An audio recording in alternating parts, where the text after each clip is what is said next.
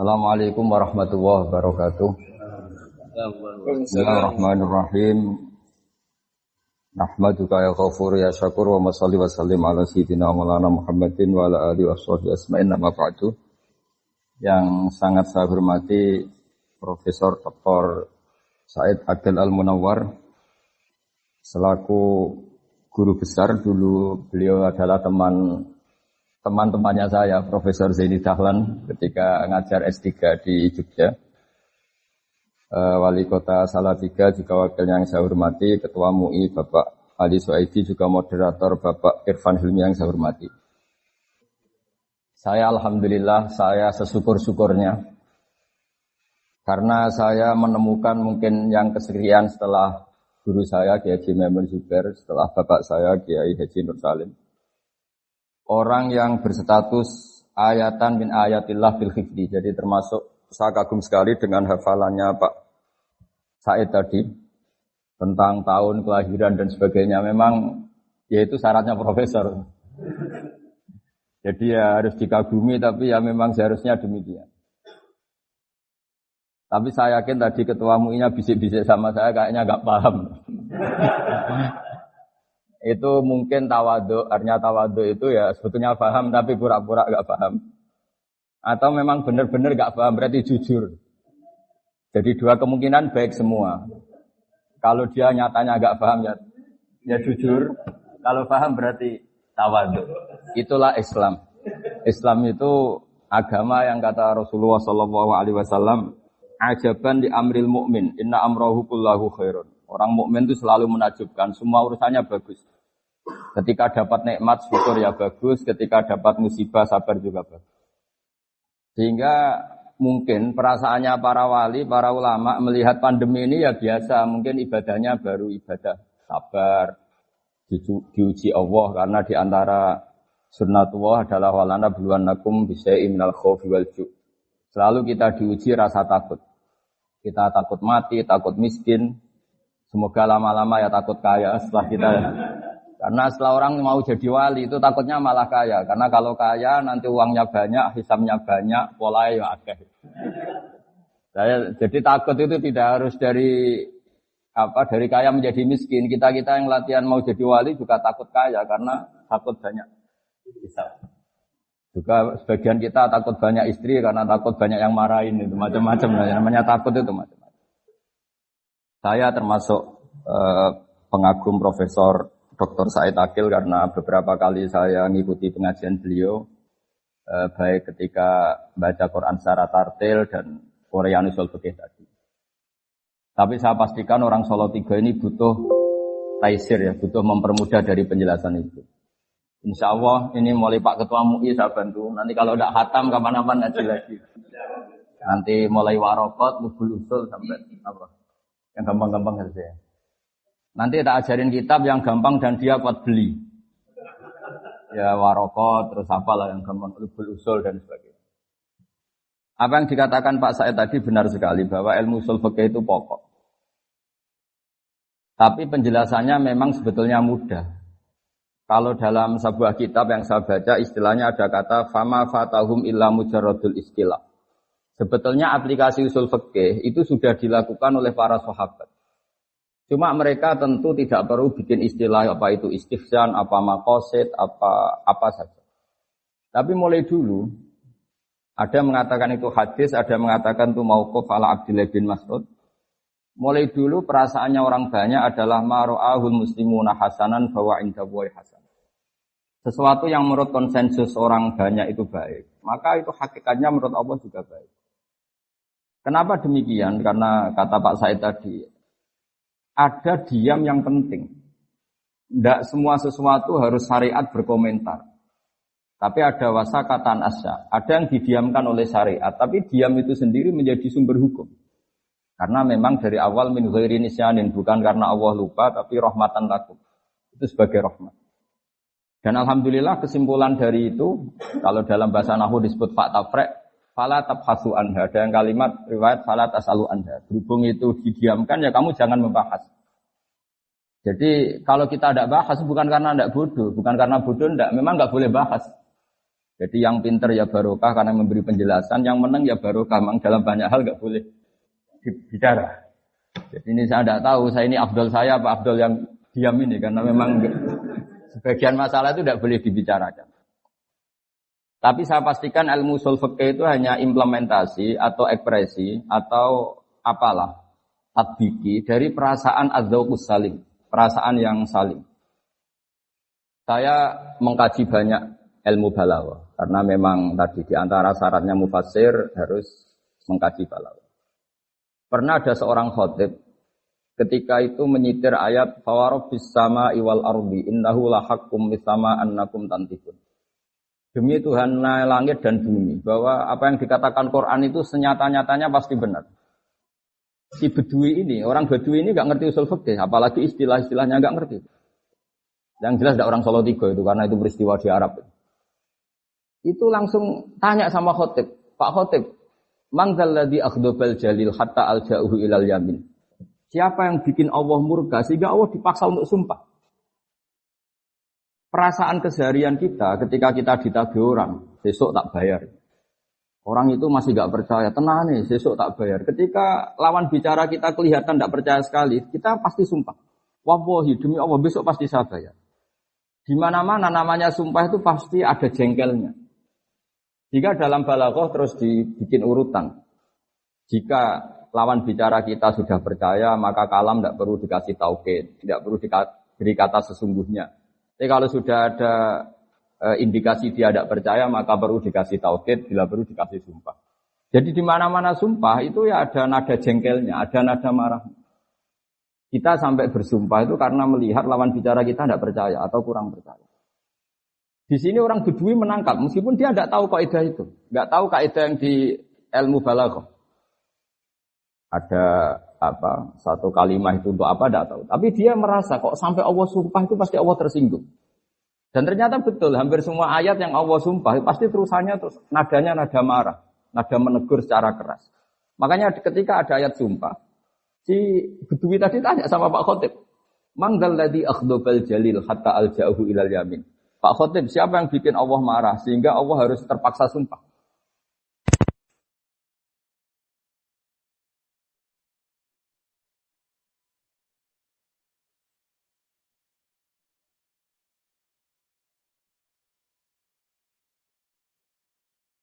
Berdasarkan ulama, baik itu nahu, sorong, maupun apa saja, itu sebetulnya implementasi dari adzab Islam, dari rasa yang benar.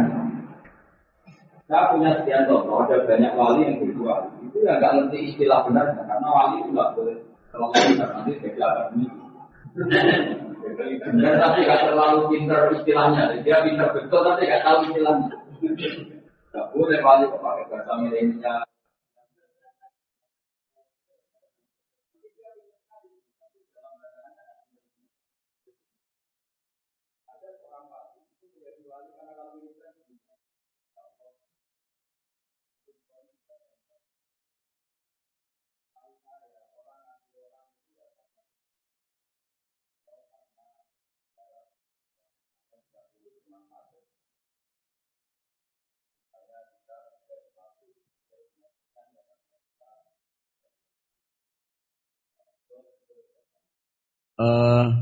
Suara Gus Baha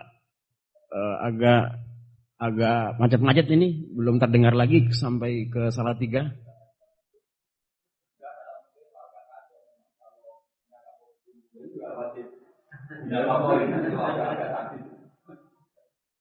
Itu oke ya, makanya itu agak-agak gimana di rumah sama istri sekali nggak mau nggak pasti tidak mau itu kamu kalian kayaknya gitu. Nah, tapi si wali tadi itu mengabdi oleh Allah. Lupa ini benar yang eksistensi itu tidak butuh kami. Allah adalah Al-Qayyum dan yang tidak butuh kita. Kalau yang bilang-bilang sama sekali eksistensinya ada. Nanti kan Allah bikin langit bumi tetap dia Tuhan. Tidak bikin kita tetap dia Tuhan. Tapi dibalik itu tidak butuhan engkau pada kami. Engkau tetap memberi rezeki. Itu aneh sekali. Memberi rezeki dalam keadaan tidak butuh. Coba kalau kamu ketemu orang di Jakarta yang sama sekali nggak butuh kamu, dia nggak kenal kamu, nggak butuh kamu, ke depan juga nggak butuh kamu dikasih uang 1 juta itu luar biasa. Kalau dikasih bos mungkin juga bekerja. Dikasih siapa saja mungkin paling nggak orang itu butuh surga. Tapi apa nggak butuh apa? Mengaji kita. Jika dia kasih, aku ya Allah semua ini berat yang luar biasa. Itu namanya atau sekali. Nah, dari perasaan itu kemudian ini juga melahirkan ilmu. Karena Allah itu al-Ghani mutlak. Jika lafaz-lafaz Quran atau kata-kata Quran atau firman Al-Quran yang dohirnya itu Allah itu, maka ditakwil itu ya ketika Allah itu mensifati hamba-hamba, seakan-akan Allah itu bagian dari hamba. Namanya kalau dalam tasawuf disebut karena jelas ilmu. Kalau dalam ilmu dialek disebut at-taqrib ilal abwam, untuk memudahkan bisa dipahami.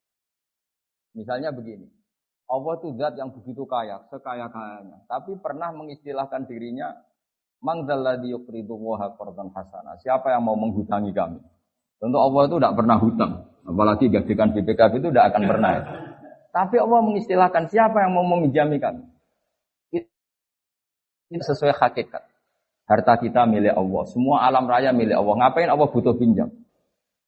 Ada lagi istilah intan surwaha yan surkum. Allah adalah al-ghaniyul mutlaq, zat yang sangat kaya. Tapi Allah mengistilahkan siapa mau menolong Allah. Padahal Allah tentu zat yang enggak butuh pertolongan. Di sini pentingnya ngaji usul fikih, ngaji ulumul lughat, ngaji isti'malul arab. Sampai itu kita akan salah. Makanya saya setuju dengan peringatan Pak Sail, akan bahaya sekali kita kalau nafsirkan Quran padahal kita tidak malian bil arabiyah, tidak kaya, tidak mutabakhir bil arabiyah. Meskipun kita pasti putus asa, kalau ingin alim betul pasti sampai innalillahi wa inna ilaihi raji'un tadi. Tapi kita semua boleh berperasaan alim, bukan karena apa-apa. Karena sebagian ulama mengatakan karena az-zahir. Kebenaran agama ini itu azharu min samsi dzahira, lebih jelas ketimbang matahari di siang hari. Jika siapapun dia dengan segala keterbatasan, itu akan mudah sekali memahami agama ini. Ini barokahnya Allah bersifat az-zahir. Sehingga dengan Allah sifat az-zahir, orang paling bodoh pun bisa memahami Allah. Karena Allah punya sifat az-zahir. Meskipun tidak akan ya'rifuna kunhahu, ya'rifuna haqiqatahu. Karena Allah juga bersifat al-batin, sehingga tidak tersentuh sampai hakikat. Tapi yang perlu dicatat, agama ini adalah az-zahir. Karena Allah adalah az-zahir. Maka agama ini sifatin yudhirahu ala dini kulli. Agama ini begitu jelas. Sehingga ketika kita diperintahkan Allah sujud, kita berlogika itu gampang. Kenapa harus sopan sama Allah? Sama majikan kita yang ngasih makan beberapa hari saja kita harus sopan, apalagi sama Allah. Andai kan kita diberi kontrakan gratis, dikasih makan orang gratis 1 bulan saja, terima kasih kita tidak selesai-selesai. Apalagi dikasih Allah selama-lamanya. Maka pujian yang benar adalah la nufsi sana'an 'alaika anta kama athnita 'ala nafsi. Kita muji engkau ya Allah tidak ada habisnya. Tidak bisa terhitung pujian kita kepada engkau. Karena apa? Allah memberi kita tanpa batas. Nah, aturan-aturan atau anjuran agama supaya kita muji Allah tanpa batas ini aturan yang andekan itu tidak diatasnamakan agama. Kita pun akan mengatakan itu aturan yang benar. Maka li syiddati zuhuri hadatin sampai ada pepatah, laulam yakun maja'a bihi Muhammadun dinan lakana fi akhulin nasi hasan. Kalau saja agama ini tidak diatasnamakan agama, aturan yang dibawakan Rasulullah sallallahu alaihi wasallam pastilah kana fi aqlin nasi hasanan. Pasti menurut akal manusia ini juga betul. Seperti contoh di fikih misalnya iddah. Enggak kebayang andekan dalam cerai itu tidak ada iddah. Misalnya malam masih hubungan intim, pagi bentrok, langsung cerai. Itu kalau langsung dinikahi orang lain, kita nanti bingung. Ini anaknya siapa? Ini produk lama apa produk baru? Apalagi anak kecil tuh wajahnya agak jelas mirip siapa. Kalau di DNA kan ribet. Tapi barokahnya ada iddah, ada kepastian bara'atur rahmiha. Sampai perempuan ini benar-benar terbebas rahimnya dari sperma zaut awal atau suami pertama, baru boleh nikah. Jadi iddah ini penting. Kita sebagai ahli fikih akan mengatakan setidaknya mengatakan li bara'atir rahmiha. Tapi kita ini tidak ahli fikih saja, tapi juga punya ubudiyah, punya kehambaan kepada Allah. Sehingga dalam kitab-kitab fikih masih disisakan karena dikarang oleh orang-orang yang yakhshawna Allah, orang-orang yang sangat takut Allah, disisakan aulit ta'abbud. Oke, iddah ada batasannya yaitu misalnya mutafan ana zaujuha yang 4 bulan 10 hari. Kalau min dawatil khaid ya 3 kali masa suci kan ada aturannya yang untuk mutallaqah. Ya, yang untuk mutallaqah min dawatil khaid itu salah satu quru. Tapi mesti ditambah aulit ta'abbud. Kenapa ditambah ta'abbud? Karena kalau enggak kita liar. Kalau fikihnya hanya libaro atirokmiyah pasti kita liar. Ada orang diceraikan suaminya. Padahal sudah lama enggak kumpul karena suaminya di Amerika misalnya. Atau diteliti pakai USG atau pakai teknologi apa terbukti enggak ada mani, enggak ada sperma. Kalau alasannya ini baru atirohmiyah ini terbukti rahimnya kosong berarti boleh kawin, enggak boleh seperti itu. Jika fikih selalu mengatakan iddah syuriat dianjurkan li baro'ati rahmiha walid ta'abbud. Nah, kenapa penting li ta'abbud? Bagaimanapun kita ini hamba Allah. Maka saya setiap ngaji itu berkali-kali bilang, inti daripada ibadah itu adalah nderekno kersane Allah. Sambil kita kalau terpaksa itu ya pura-pura alim, pura-pura tahu lah alasannya. Tapi ini hanya tahu tidak sebagai madarul illah atau madarul hukmi atau masalikul illah. Karena sekali ini jadi madarul illah berarti kalau terbukti baro'atur rahmiyah enggak perlu iddah. Itu enggak ada orang mengatakan demikian, ulama maksudnya. Harus ada li ta'abbud. Tanpa li ta'abbud kita enggak tahu loyalitas kita terhadap ketentuan Allah Subhanahu wa taala. Misalnya begini. Saya minta tolong Pak Ketua MUI, mau tak contohkan tak suruh enggak pantas ini Ketua MUI. Saya menyuruh, ya sudah ini terpaksa ya bahasa amar. Pak Ketua MUI saya belikan beras untuk makan hari ini. Kalau enggak saya bisa mati. Itu illatul hukmi yang ekstrim. Sehingga Pak Ketua MUI bisa dengan mudah membelikan beras. Karena ini sembako, makanan pokok. Kalau enggak saya bisa mati. Suatu saat tak suruh yang enggak penting banget. Bahkan agak keliru. Pak Ketua MUI saya belikan rokok. Dia ahli medis, ahli kesehatan. Wah ini perintah tidak benar, maka tidak saya laksanakan. Agak pakai ilatul hukmi, maka loyalitasnya perlu diragukan. Atau saya suruh mindah gelas yang nggak penting. Coba gelas yang dari kanan agak geser sedikit ke kiri. Pentingnya apa, urgensinya apa, terus tidak nurut. Meskipun yang saya perintahkan itu tidak nurut dalam hal sepele, tapi saya akan menvonis orang itu bahwa tidak loyal. Nah, di sini pentingnya aulit ta'abbud. Meskipun sudah jelas baro'atur rahmi, kita tetap nderekno Allah ada iddah karena pokoknya nderekno kersane Allah. Kalau perempuan mutallaqah atau mutafan anda zaujuha harus ngalami iddah. Sehingga ini pentingnya benar yang dikatakan Pak Said tadi. Di antara sekian syarat al-usuli adalah mimman yattaqillah. Mimman yakhshawaha asadda. Pokoknya yang asadda takwa yang asadda. Enggak boleh orang cerdas saja di usul fikih, harus orang takwa. Karena dengan takwa ini ada rasa ubudiyah. Kayak tadi, kalau saya punya santri yang nurut, mbok tak kongkon beli sesuatu yang nyun sewu kayak rokok pun beli. Meskipun saya tidak mensyaratkan rokok. Karena butuhnya nurut. Maka saya berkali-kali cerita dulu guru-guru kita sampai Imam Syafi'i itu. Dulu diajarin Imam Malik, diajarin guru-gurunya. Kalau kamu punya budak, punya abd kalau dulu. Iqla' hadhihi sokhra, fa inna tahtaha dhahaban. Yang satu, iqla' hadhihi sokhra. Jadi yang agak rasional diberitahu, iqla' hadhihi sokhra. Lima daya sayyidi, li anna tahtaha dhahaban. Karena di bawahnya ada emas.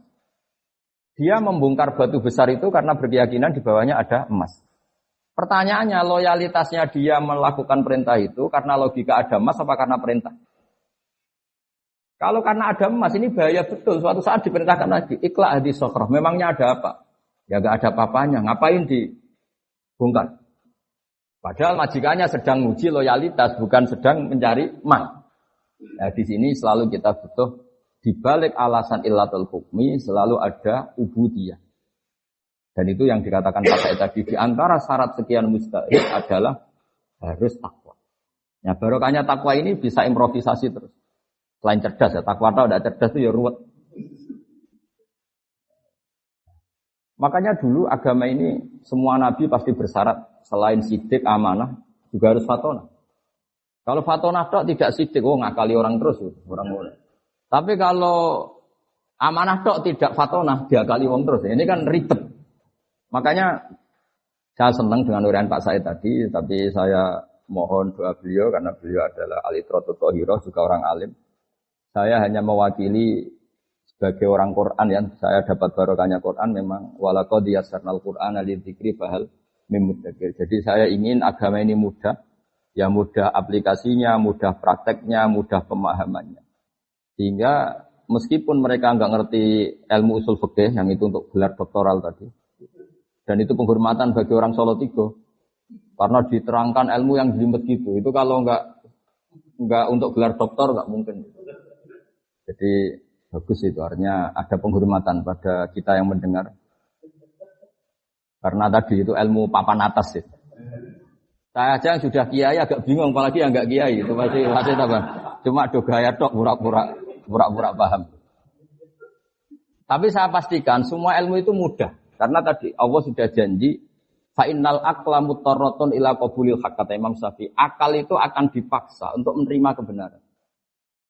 Sehingga mengawal kebenaran itu tidak perlu serius-serius banget. Yasiru wala tu'asiru, karena akal fa innal uqula mutarratun ila qabulil haqq. Akal ini pasti dipaksa untuk menerima kebenaran. Tadi misalnya agama ini berkonsep supaya ada iddah. Orang pasti tahu kenapa butuh iddah. Karena nanti kalau ada bayi, itu bayinya siapa? Produknya siapa? Tanpa ada iddah, ditakutkan ada ikhtilatul ansab. Anak ini anak bapaknya siapa? Enggak jelas. Nah itu andai kan enggak diatasnamakan agama. Orang akan mengatakan memang aturannya harus demikian. Sebab itu agama ini sebagiannya disebut Allah fitratallahi allati fataran nasa. Agama ini agama apa? Agama menurut logika manusia pasti benar. Orang normal, maksudnya ini bicara orang normal. Haramnya khomer juga demikian. Kenapa khomer haram? Ya karena khomarul akal. Karena mencederai akal. Padahal menjaga akal termasuk wajib. Lalu yang dikatakan khomer apa? Ya dulu asirul inab. Dulu itu ya inab yang diperas. Lama-lama kenapa haram? Lah ini ilatul hukmi. Ya karena yukhomirul akla, merusak akal. Artinya terus fakul luma khoromu aral akla, yang merusak akal yang namanya khomer atau sama-sama muskir atau sama-sama haram. Yaitu ada masalikul illah. Nah, kemudian ulama berdebat, apa kias itu penting? Ada yang mengatakan penting enggak penting, yang jelas nanti hasilnya sama. Ada yang cara ulama ngendikan enggak perlu dikatakan kias, cukup dikatakan min itlaqil ba'di wa iradatil qul. Jadi kalau Allah mengharamkan fala taqul lahuma uffin, sekedar bilang hus saja haram, apalagi yang di atas hus. Atau al-murad bin nahyi an qauli uffin adalah at-tadajjur atau al-idza. Yang dikehendaki Allah haramnya mengatakan hus pada orang tua adalah al-idza. Maka apalagi naboi, apalagi nyadui. Apalagi membiarkan orang tua miskin utang-utang tonggo, itu ya haram juga itu. Jadi lah itu kan lagi-lagi dzauq. Mungkin orang dulu tidak mengistilahkan itu min itlaqil ba'di wa iradatil qul, atau mengatakan itu masalikul illah atau illatul hukmi adalah al-idza, sehingga apa saja yang menyakiti orang tua haram. Itu kan sudah dibahasakan oleh ulama. Karena mau tidak mau ulama butuh istilah. Untuk mempakemkan satu teori ada istilah, ada terminologi. Tapi tanpa itu pun agama ini bisa difahami. Itu yang disebut walaqad yassarnal Qur'ana lidzikri fahal min. Sehingga dulu saya ini termasuk pengagum cerita-cerita orang Bedui. Orang-orang Bedui itu orang yang jauh dari pemahaman. Tapi seringkali mereka kalau bikin natijah, bikin kesimpulan itu sering benar. Misalnya Nabi pernah ngendikan yadhaku rabbuna. Allah itu pernah senyum melihat ini, melihat orang sering jamaah, melihat ini. Si Arabi tadi mungkin tidak pati hafal jumlah yang Allah senyum kepada siapa saja itu tidak pati hafal dia. Cuma dia langsung takut.